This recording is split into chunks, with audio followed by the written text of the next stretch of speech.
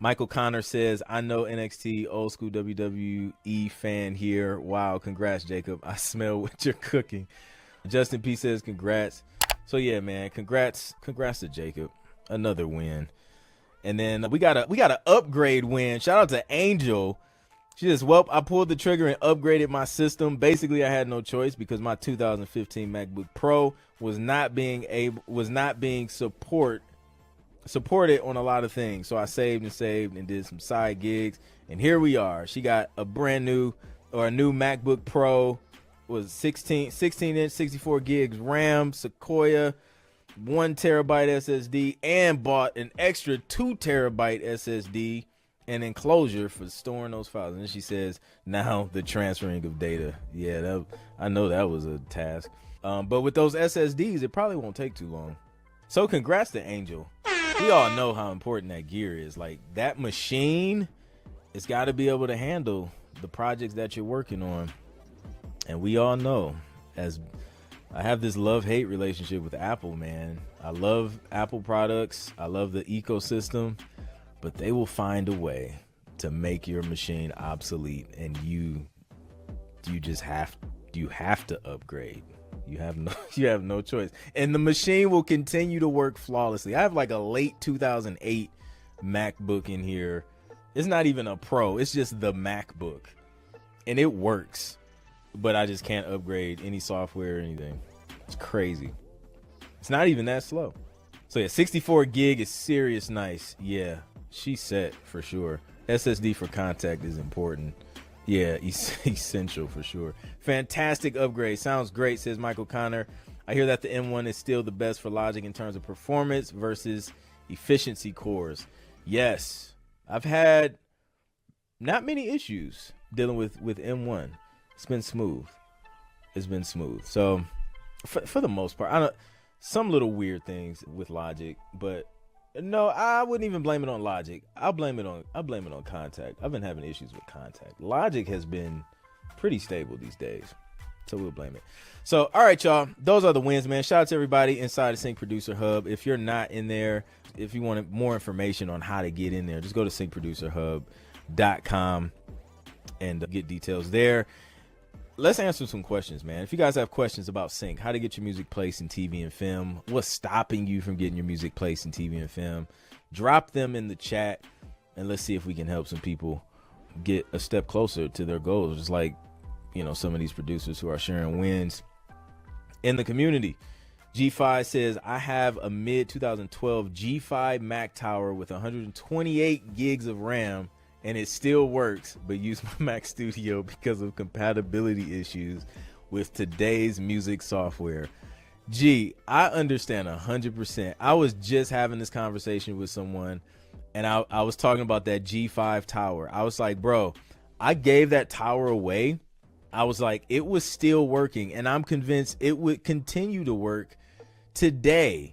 But the compatibility, man, like I had to upgrade certain things software wise, and it just like forced me out of it. But those G5s, man, workhorses, like they're heavy too, but man, those were solid, well-built machines. I love that G5. I got a good deal on it too when I bought it used, got a great deal on it, like a dual monitor setup, and I used that thing until I couldn't anymore. In fact, my first placement was produced on that G5. Yeah, did a lot of, like, that was like the biggest thing in my car when I moved to Atlanta, was that that G5 tower. It was like it was clothes, like some dishes, some food, keyboard, and then like this massive G5 on the back seat. Crazy.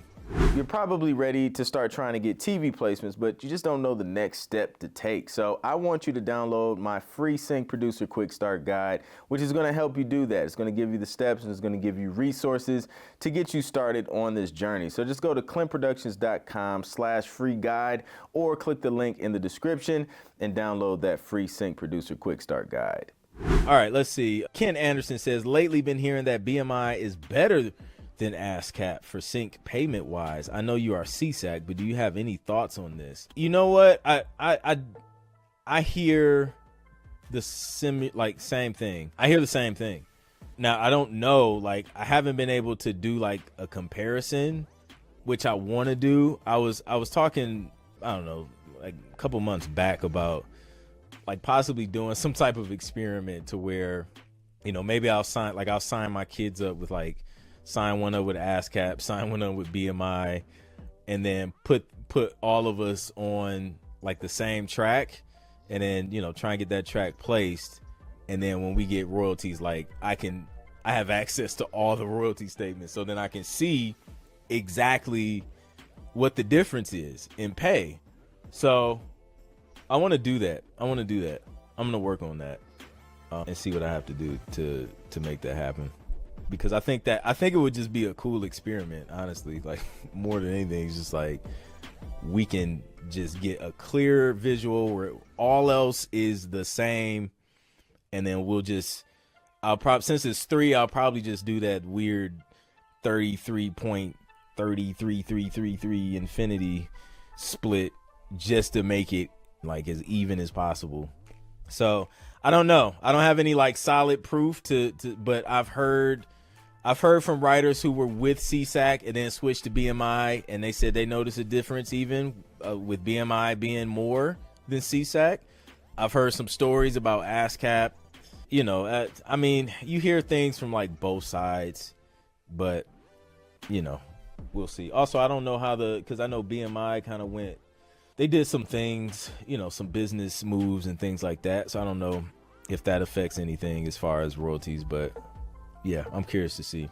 Mims Beat says, should I make 60-second, 30-second, and 50-second versions of a beat and stinger for a higher chance of placements? So you will have a higher chance of placements if you create more versions. When you create them is the thing. Now, me personally, I don't start off creating a track. If I don't know who it's going to, I'll create the music first, send the full track, pitch it, and then once I figure out who's going to sign that track, then I'll worry about deliverables and versions, because it could vary from company to company. So that's the step I do, you know, once track is approved. They're like, hey, let's move forward with it. You know, we need these deliverables. Then that's when I'll do it. But what I will say is be prepared to absolutely create different types of versions: a 30, a 60, a 50-second bumper, stinger, alternate mixes, all of that stuff. Just have that in mind. Even when you're organizing your session, just kind of think about those. You know, have all your synths in one section, all your drums in one section, vocals, so that when it is time to go in and create those, everything is already organized and won't take you as long. I can't imagine, like, I've seen some crazy sessions in my career. Like, it's just craziness, and I don't know how anyone would be able to function being unorganized in sync, because of, like, you know, the just the things we have to do. Man, I mean, organization is going to be your best friend if you're trying to work in sync. I can only imagine, like, just going through some of these sessions and trying to find all of the like sounds with no titles or anything on the track. So yeah.